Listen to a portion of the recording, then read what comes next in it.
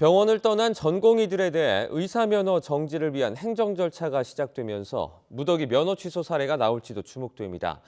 과거에는 면허가 취소됐다 해도 다시 발급받기 쉬웠는데 재발급 절차가 점점 까다로워지고 있다고 합니다. 김혜은 기자입니다. 지난 2020년 의대 증원을 추진했을 때도 의료계는 집단 휴진으로 맞섰습니다. 당시 정부는 의사 10명을 고발했지만 결국 취소했습니다. 정부는 그러나 이번에는 단호한 모습입니다. 이번에는 사후 부재, 선처 이런 것이 없다는 말씀을 드립니다. 정부는 굉장히 기계적으로 법을 집행하게 됩니다. 의료법 개정으로 의사면허 취소는 더 쉬워진 상황.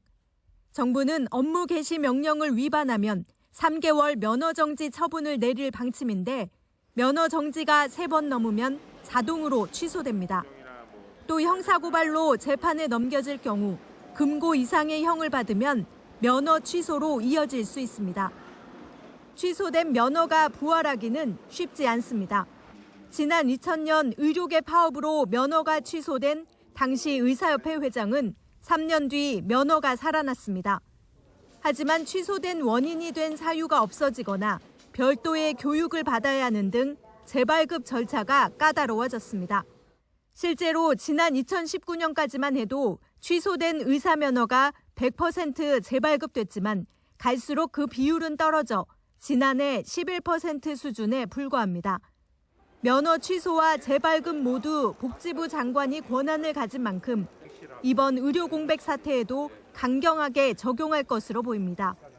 업무 개시 명령을 위반했을 경우 이렇게 좀 규정을 엄격하게 만들어서 그런 규정에 해당되는 경우에는 2년 후에 거의 자동으로 재교부하는 것들을 제한하려는 것 같습니다.